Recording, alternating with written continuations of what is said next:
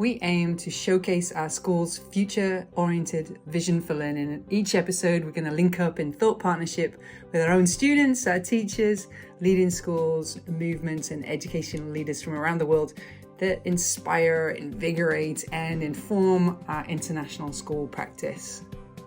Let me introduce you today on our BFIS podcast to Benjamin Lacombe and Cora Yang. Benjamin is a polymath. His learning, interests and work cover many different areas. He can seamlessly transcend disciplines with students, helping them to achieve our mission and to nurture problem solvers. We were very lucky to hire him and steal him away from Toronto, Canada in 2022. He joined us here at BFIS to start a new robotics program in both middle and high school and take it to competition levels. He was also charged with implementing the first IB Diploma Design course at BFIS. And you can also find him collaborating to bring robotics and problem solving into math and theatre classrooms. The 2 years he's been here, he's achieved a tremendous amount and he has had a huge learning impact. He teaches MYP and DP design, but also previously taught history and biology and mathematics and French and English. His classroom practice fuels his research interests, and those lie at the crossroads of digital history, user experience design, and inquiry-based learning. Benjamin's a computer programming enthusiast who loves to connect curious learners with accessible autodidactic resources. He's impressed with the notions of constructivism, which are consonant with his ever-changing teaching philosophy and worldview.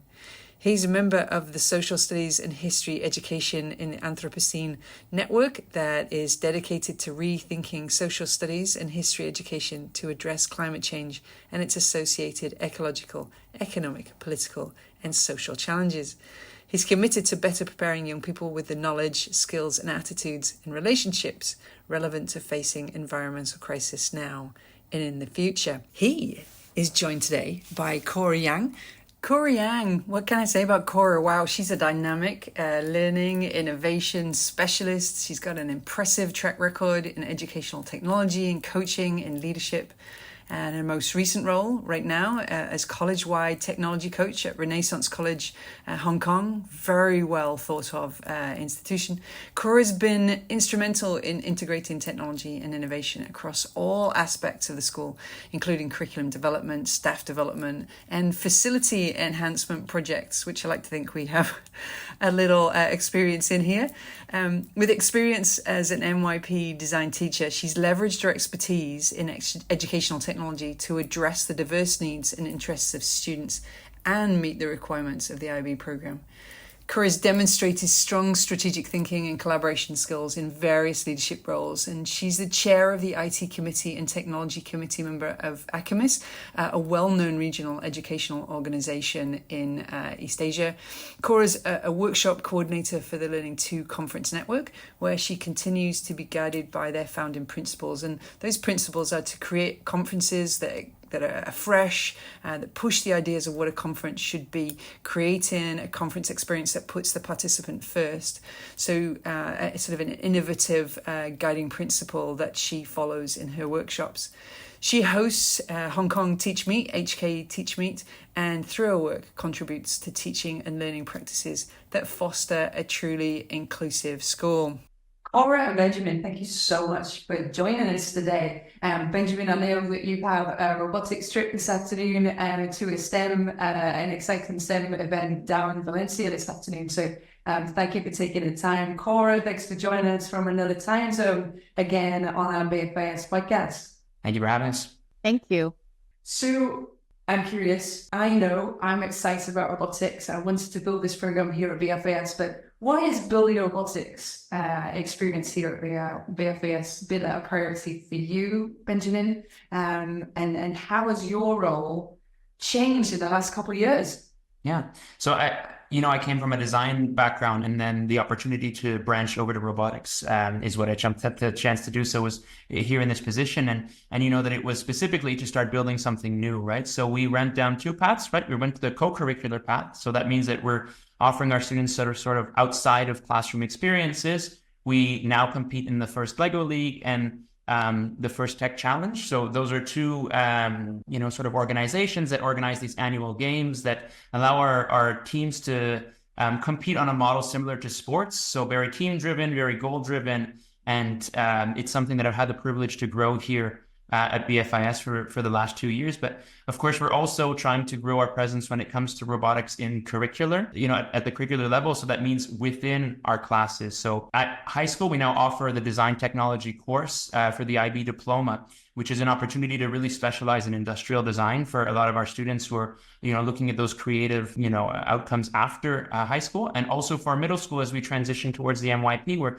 integrating robotics specifically. And that means touching a much broader audience for myself at the grade 7 level. So in those ways and others, of course, I've been very fortunate to be able to be the robotics person at BFIS. And we've been excited to have you, and the growth in the program has just been phenomenal. We've essentially gone from 0 to 100 in my mind, and I'm so proud of what you've achieved and what the students have achieved. Cora, you have a robotics program over at Renaissance. Yep. So starting this year, we just replaced all of our Lego EV3 into all of the VEX. And we were just talking, my school currently is like VEX all through this program, starting with VEX 1, 2, 3 for lower primary, and VEX Go for upper primary, and VEX IQ for middle school, and VEX V5 for high school. We also have like very different the two parts, and while Benjamin was talking, I feel like very similar feelings about that. So first of all, we don't offer extra curriculum for robotics. However, we do have a lot of students that clubs. So students are actually training their peers, and some kids, they have their past years experience and they will train other younger kids, and they do self-run. We do kind of extend our range a little bit, not only within the school and going out like with all different international schools, actually local schools in Hong Kong, and some place even in the greater space and areas. They would go to the competition, learn from each other. And the other part is for myself, I really believe that technology needs to be very accessible for everybody. Everybody should have a chance just to get a taste or learn how to use technology into their learning. So I also integrate, because my role is tech coach, I also integrate robotics into like the whole year level, like year 7, year 8, year 9, and integrate into their other subjects, like for math and also like for science. We also, because my school is also an IB school, so we also offer design technology, but we do different robotics and mainly focus on product design as well as robotics. So very similar. Great. And jumping off of that, Benjamin, how accessible is robotics as an educational subject? How wide can we cast the net for bringing in new learners, and how do we go about doing it?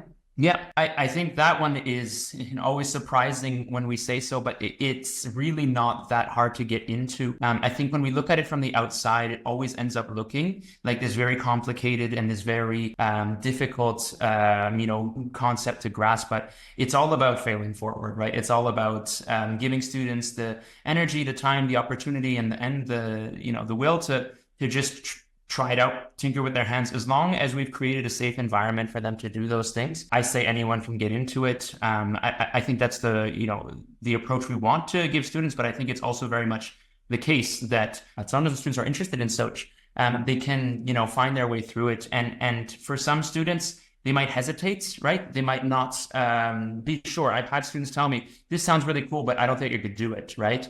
And my role as a teacher then is not so much to become the one who teaches them, but just to help them take that first step. Because once they've, been bitten by the robotics bug, it's not my role anymore to be the one teaching them. They actually start looking things up. They start trying things. They learn from each other. So really, as long as we are, sort of keeping that gate open, getting students into it to take those first steps, the rest almost writes itself. At least that's been my experience in these team-based events that we just described. So the first tech and the first Lego League, they're very much, work on a team, compete in a team, right? So as long as we can get them through the door, the rest is not so scary. Cora, is robotics better taught in or out of radio classes? We call it co-curricular here. We don't charge money for our students to do robotics as part of our after-school activity program, because we believe it's something that's so important to offer to kids, but we can't always fit it into the regular day curriculum at the extent that we'd like to. should it be part of curriculum? And if so, through which subjects? I think it definitely should be a part of curriculum, because I remember that when I first time I introduced VEX IQ to year 7 in their math, and that was like fairly big project. It lasted for 2 weeks. At the beginning, I thought that was not going to happen, and our kids will be like, okay, this is hard. But surprisingly, every kid was really into it, and by the end of the lesson, nobody wanted to leave.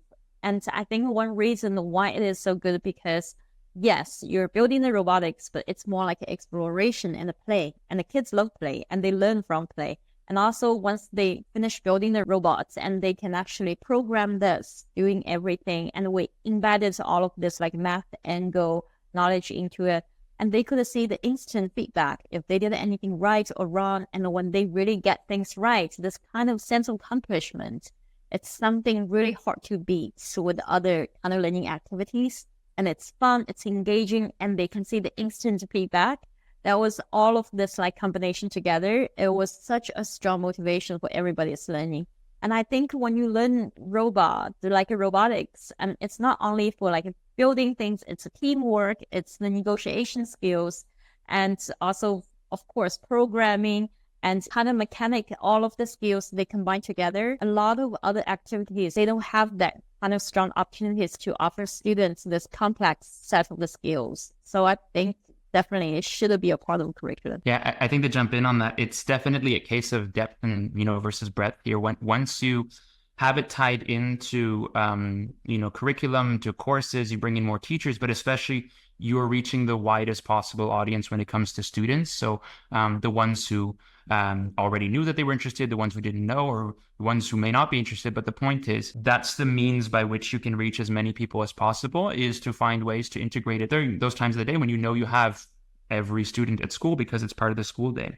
There's obviously a lot of reasons to want to do it outside of school. So of course, the optimal answer, the optimal scenario is to do both, right? To have it both before, or I should say during, the school day, and also to be able to offer it outside of that. Then a lot of the benefits actually that I think Cora just mentioned when it comes to team building, I would put those as well as being benefits of doing it in an out of class setting, is because once you start having it, as a co-curricular, you start having really a sense of ownership, a sense of responsibility, a sense of, team building that I'm glad to hear, we agree can be done in the classroom, but can also be achieved in a very potent way outside of the classroom, to be able to create that sense of identity and that sense of, ownership when it comes to what it can mean to be, a robotics student, to be part of a team, right?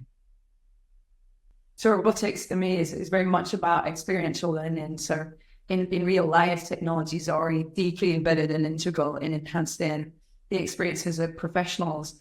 And audiences working in the music industry, film and theatre, the arts, what are the biggest learning opportunities for students, and where are the links to other subjects we might not have considered? Yeah, I mean, that one, it's about who we are as, teachers, and our ability to reach different subjects is part of it. It's also about where the school decides to position it as part of their own subject matter. So for us, we're fortunate to be able to put it inside of what is our design courses. So it's all part of design as a course, right? So the robotics is one of the different means through which we apply it, right? But it also puts us in a natural position to go interact with other departments. So just as easily as you could have it be a part of science, because of course the physics behind it makes sense. We actually had to apply, we were trying to figure out how much our robot would be able to lift. So we had to apply some of the physics that the students had been learning in the grade 11 course. We know that there are obvious links with science. We know there are obvious links to with math, of course. So those are the subjects where we think about. But I think what we really need to be asking ourselves is not just what are the subjects, but who are the students, right? What are their interests and who are these? And the reason I bring that up is there was a very interesting situation that happened last year where we had a very, very strong group of middle school robotics who halfway through the year, the group actually diminished in size. And when we figured out what had happened is a large portion of them had shifted over to the play. There was an upcoming play, a production at our school. And we realized how many of these students actually were both interested in robotics. And as it turns out, theater, production, that kind of stuff, right? So that's a connection that we might not have assumed was there, although perhaps for some people it's more obvious, right? But in learning about that, we were able to figure out, wow, so there's a connection to be made there, not just because of the subject, but because it's the students who know robotics are also the students who know theater, and they can be that bridge that we're talking about. And so instead of, stomping off and being, angry at the drama teacher, I went over there and we collaborated, and we actually ended up having some robots in the play serve, do a couple of cameos and, tend to, be integrated in there. So that was a very cool realization on our end. A very cool thing to watch robots on the stage in that play, as I remember. Cora, what about you? You work with students, but you also work with teachers. And so that teacher piece and that collaboration is super important. What kind of teacher learning is needed to move this subject forwards in our schools? And how can positions like yours bridge that gap? It's also part of the personnel, all of the issues. We don't have enough staff to supporting robotics. However, my job is more like integrating technology and coach teachers how to use technology. So I tend to integrate quite a lot of robotics into the curriculum. And I really like the idea, like Benjamin just mentioning about how to use it with the drama, because it reminds me of, I was doing it with the filmmaking. So we asked a robot to become this kind of auto school tour guy. And so we put a 360 cameras there. And so we kind of coded to move it around the campus, create this virtual tour. And it worked really well, especially during the COVID time, which we never wanted it back. And so I just think actually this kind of ideas we came up from students. And I love the idea that Benjamin just mentioned about it. Often you get some more inspiration from students. I like the robotics part. It's also because nobody really knew what was going on, how to do it. It's more like when the students and teachers, they pick up together. It's the whole learning process that teachers are also as learners with the students learning everything together. We grow together. And which is quite important. When I introduce with teachers, what I usually do, I would just give them robots, ask them just to complete some kind of set of the challenges that I designed.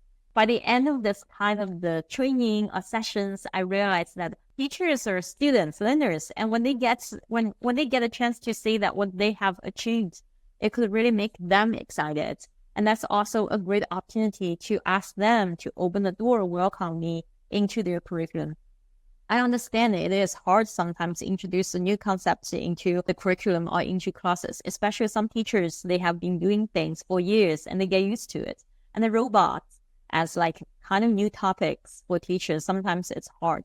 But what I do the other way, I bet a lot of people are doing it. And I know that Benjamin, you must have been doing it. So I kind of just having my own kind of robotics ambassadors.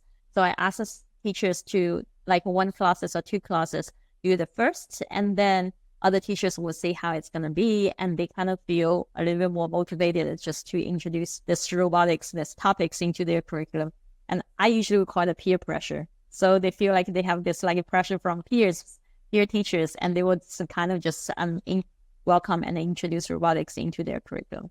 But again, it's not easy often because you are making changes, and making changes is hard. Yeah, if I can jump in, there absolutely is a disruptive element or opportunity for a disruptive element here for sure when it comes to the role of the teacher. And I think that's the uncomfortable part. Some of it is obviously the actual, and we've talked about this, how the robotics can seem like it's a difficult subject, or more broadly, tech coding, that kind of stuff. But fundamentally, once we step out of that zone and we say, I have to be an expert because I'm the teacher, it becomes an authentic case of creating what Paulo Freire calls, a horizontal relationship, right? When teacher and the student are equal in power, they're equal in their goals, right, of learning together. And that has benefits or implications on so many levels. For one, directly, it helps to break that myth, right, of, anything tech being, sort of like this opaque, difficult subject. Once the teacher is willing to say, oh, I'm going to look into that, or let's figure it out together, and instead of sitting from a position of I know everything about this subject, it helps to see that, in fact, these are the kinds of topics, the kind of skills that you have to just work your way through it. So that's a very direct benefit. But the implication more broadly for who the teachers are or how they're acting is such that, in fact, you probably don't want experts, or at the very least, you don't need to value somebody being an expert. I think we need to value people being great teachers and great inquirers, before valuing people who are experts in a knowledge area. Because when they are great teachers, of course, they can communicate, and where they are great inquirers, that means that they're more likely, or they're more in a position to stay up to date with, what the most current, sort of direction is, but they can also model that sort of self-driven learning, right? One of the absolute proudest moments when I have students with me is when I can show them, okay, like, this is how I taught myself coding. I'm self-taught coding, and very many people are, right? Or again, robotics. And when I can show them the process through which I teach myself, and they come back to me the next week and they show me that they haven't slept for 2 days because they've been doing something, you know what I mean? Of course, everybody needs to take care of themselves. But the point is that once you give them that opportunity to teach themselves through the vast resources that exist online and everywhere else, you've done something special in a way that probably wouldn't be the case if I simply sat there and told them, from start to finish how a robot works or anything to that effect, right? As you know, Cora, we are building a new building here at BFIS, our Center for Creativity and Innovation, which will open in fall 2026. In there will be a robotics, microelectronics, and maker lab. So there are two big spaces which are going to be devoted to this subject area. It's on the same floor as our art room, our visual art room. So what we're hoping is to create a design suite where kids can create an event. And in there, you can imagine the 3D printers and other technological tools we tend to see in the maker movement.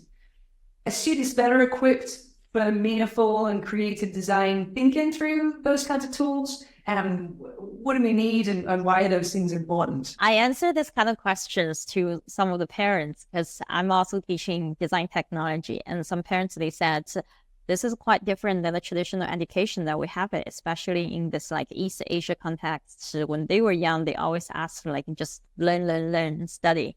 And so I told them why it is so important for us to offer students all different opportunities, especially on this creative learning innovations, because you offer students choices. You gave students context.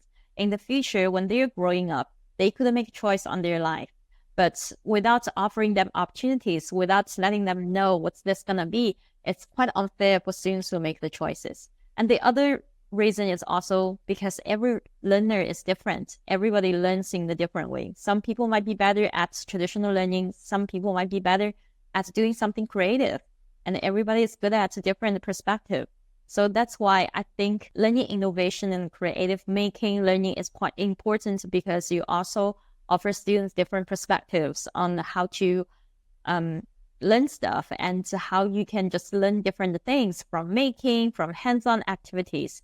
Myself, I am a product of traditional education, but when I started to get in touch with learning innovation and all of this creative maker spaces, I just found my own kind of space. And that's something I like it. I like doing things. I like learning all of those things. And I graduated from another different major, and now I learned all of those things just by myself because of this motivation and because of this passion I have it towards this kind of subject and area. So I know that students, a lot of students, they do have this passion. And once they find their own passion, it's so easy just to support them because you don't have to push them. They have their own inner motivation. And I think that's why it's so important. Nowadays, the education is totally different than what I had when I was a kid. So I'm really grateful for this kind of opportunities. And I also think it is so nice for us to start to open-minded and just to have this opportunity for students as well. Yeah, I jump in just to agree with the point about motivating students. I mean, the fact of the matter is, when you want a student to code, for example, I don't necessarily tell them to code, tell them they're making a game, right? And of course, they're going to need to code to get there, right? So in that same sense, I think we're very fortunate to have those tools, and especially the 3D printers. I know that we are definitely using them every single day because they are potent means of, like Cora said, sparking students' interest and curiosity for sure. They can also lend themselves to more, well, they do lend themselves to more skills. So about the, the 3D modeling, so creating whatever you're going to put on there, but also a lot of considering the physics behind it, like what's going to be holding up what and this kind of stuff, right? So, and it can fundamentally be put to the service of other projects. So not just using them for the sake of using them, but we have students who are preparing a science project from one of their other classes, and they come running in, they say, I got to print this because it's going to be, a valve, or it's going to be some kind of something, right? So there's an opportunity for learning the skills in the context of, our makerspace, but then being applied elsewhere. So in that sense, these tech tools definitely enable students to do really cool things and to, again, exercise their muscles. We know it's not, a magic solution, right? We know that they have to be put to a specific use, right? So that's where the teacher steps in, is making sure that, in the same way that you can have a hammer, but you have to be able to, applying it towards a project for it to be meaningful in any way, right? So access to those tools is a huge part of it. And then the teacher gets to be the facilitator. Okay, well, what are you trying to make? And, what's it going to be for, right? And then, maybe take care of some of that frustration that sometimes comes with maintaining those machines as well, right? So we get to show students the good side of it, and we get to guide them, even though perhaps they didn't know that they were learning, right? They do a little bit of learning along the way. They're perhaps thinking about the output that comes out of, that machine or that project, but along the way, they're picking up so many skills, right? Because I feel like with all of the different technologies, what we actually are offering also about personalized learning. Like, for example, in year 8, and in the science, they were teaching circuitry. And in the old days, circuitry, you possibly would just draw, like, kind of just on the paper, and then learning physics here and there behind everything. But what we did, we introduced Arduino to students. So each student have their own Arduino set, and they learn inputs and outputs, and they combined with machine learning and AI create their own system and try to solve the real life problems. In here, we didn't offer them like specific parameters where what they need to do, this, that, all this, all would come out from their own creativities, what they want to do, and their observations, what kind of real life problems they want to solve. And then they use what kind of knowledge that they learned from this unit and just apply to it. So a lot of kind of critical thinking skills, problem solving skills, and even observation. And some of the kids would be very, very creative, thinking about learning all of this, like advanced AI kind of knowledge and machine learning, how to collect data, even with some of the ethical issues behind this, how data is biased, things like this. So I think, again, like I mentioned, a lot of times with technology, you could have a lot of opportunities and strong opportunities to offer students to learn this whole set of complex skills instead of just one single skills. And it's also the motivation, like we just mentioned. So yeah, I like it. And personally, I'm a huge fan of technology. So I think that's why it's quite important for the school to offer that. That actually is important to me as a head of school. We want kids to go out into the world and make it a better place, and make their own lives better. Somewhere between reading about robots and helping the blind using AI, we find that day-to-day uses of robotics and engineering are changing really quickly. How do you address ethics with students in a way that's accessible to them? I'll jump in if you don't mind. I think for us, it's been interesting because it's not just this hypothetical, discussion. It's very much relevant. It's very much in our face. And I'll take the example of our high school robotics team, again, that has the privilege of traveling around to compete in the context of the first tech challenge. And this isn't about finger pointing at all. It's just to remind ourselves, how the whole world is interconnected. The main sponsor behind the first tech competition that we're very fortunate to be able to challenge or to participate in is one of the large American arms producers that are behind, the American war machine and such. So we know where the money's coming from. And we know that when we travel as well, we're expending, a lot of fuel and a lot of resources. We know that sometimes we have to fly to get to our competition. So we're perhaps also very directly having an impact, on the environmental piece as well. So this whole notion of, again, what can we justify? Why are we doing it? Right. Is tricky because it's, again, very much through our actual actions in embracing robotics. Right. So we know that in the context of the school, we put everything to do with robotics and AI and computer science that we try to approach as a topic or in curriculum in the context of our design courses. So that has implications not just for where it's assessed and what have you, but we know that design courses by nature, follow the design cycle, follow design thinking, which by necessity means addressing who your users are and conducting user-centered design. It means researching the topic, but it also means working with real people. So in situating our own robotics program and our own computer science programs within the sphere of design, we are forcing students to engage with real people, with users, right? So that they get empathy and they get a sense of, why they're making these projects and who they're going to impact. We're also pushing outside of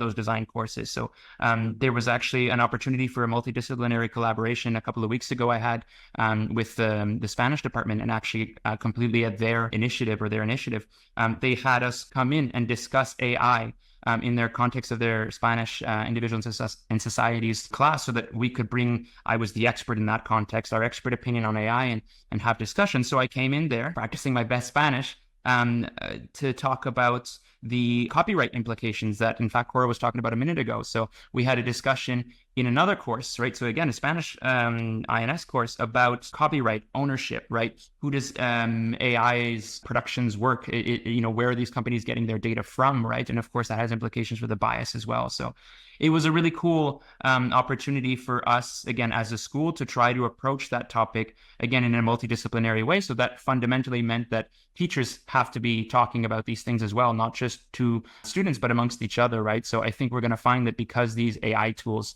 touch every subject in some way when it comes to the students' processes and maybe the theory behind them, it's an invitation for us as teachers to get together and put our heads together and discuss it amongst ourselves, and then of course to bring students into it. I think definitely AI is a huge topic that once you talk about technology, you can really avoid this. And back to a few months ago, I look up, I think up to 40 AI tools commonly used online. I read through all of the privacy policies and term of the users.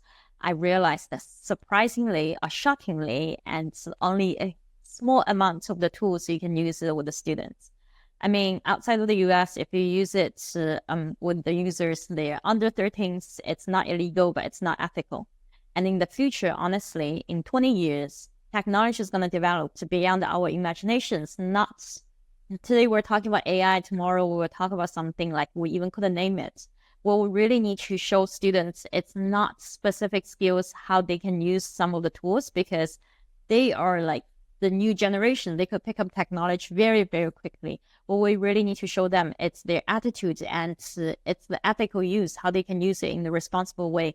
So in my school and also with my own working contacts, I'm very, very cautious with how to use AI tools, and especially when it combines with robotics, everything is like this. First of all, how you can use everything for good.